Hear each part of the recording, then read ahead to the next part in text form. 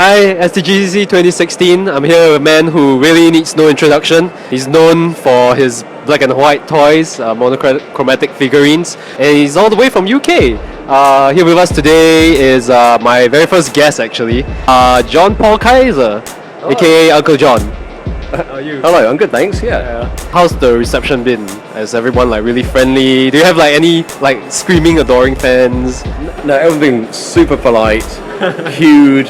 At other conventions, I don't want to mention any in particular, but people will just butt in. Like if I'm chatting to somebody, they'll just gatecrash the conversation. Whereas here, people are polite. They wait for the conversation. They take their turn. It's very professional, and the booth layouts, everything looks perfect. It's really impressive. So was this something that you wanted to do when you were a kid, or was this something that you envisioned when you were much younger? Yeah.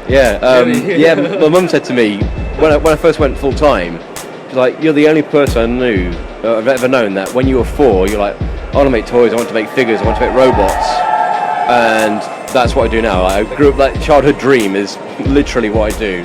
I'm sure the crowd agrees with you. Big cheer there, yeah. So why black and white? Why not colourful? I mean, yes, it separates you from the rest of the people who are actually doing colour figurines, but why black and white still? A few reasons.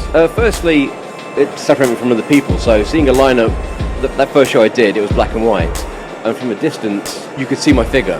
I don't know if it's just because I did it and I was kind of paying more attention, but it stood out. I could see what it was from a distance, whereas the others you'd have to go in close and kind of investigate it, and that just really appealed to me, and it made my work stand out, and hopefully makes people drawn to it kind of first. When I'm looking at shapes, I'm seeing how the light hits your face, how the shadows hit, and how those lines create the shape of your face and how you look. So the way you describe it, it sounds like you were trained in like, illustration or some kind of school, or were you like self-taught?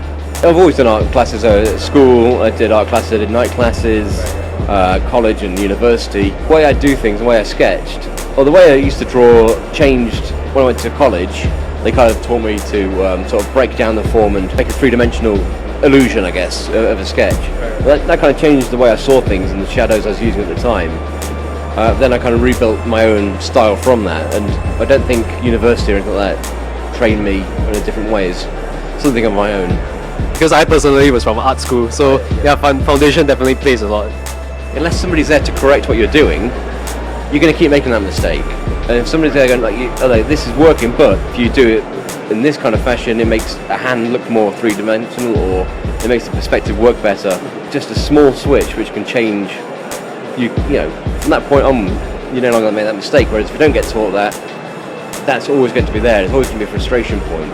So any plans in the future to pursue like doing coloured figurines, or are you just going to like go black and white? No, black and white. All the way? I don't mind introducing like a colour, glow in the dark, and maybe a dark green, or black and white with red in. That's fine, but that limited colour palette, I think, not like using colour as a crutch, but it makes you think a little bit deeper when you limit yourself.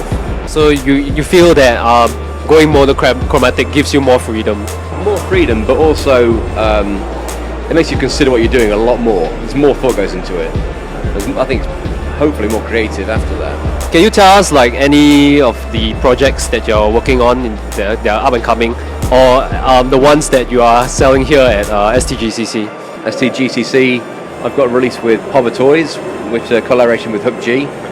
Skullhead Samurai, totally surpassed my expectations. It's a beautiful figure, it's really nice. My own booth, I've just got a selection of customs, explored some new ideas, but I've also done a few different sculpts of my own.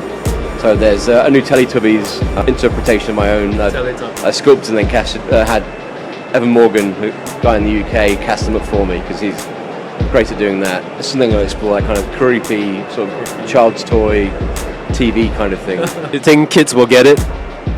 There's been a few kids, I don't think they tell it. There's like I think it's about 4 or 5. He's like, it's Teletubbies, but they're dead. Like, he seemed to really like it. Like, his mum was kind of, no, don't look at that. Because I believe the toy scene here in Singapore is still very young. Any words of advice for inspiring toy makers here?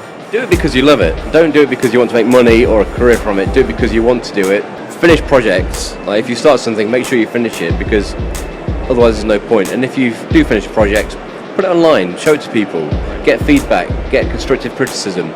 and try. Just keep trying. That's the main thing. Practice and don't give up. All right. So before you go, do a shameless plug of the stuff that you're doing now, your website, anything to promote yourself. Go to jonpaulkaiser.com. That's JONPAULKAISER.com, and buy my stuff, please.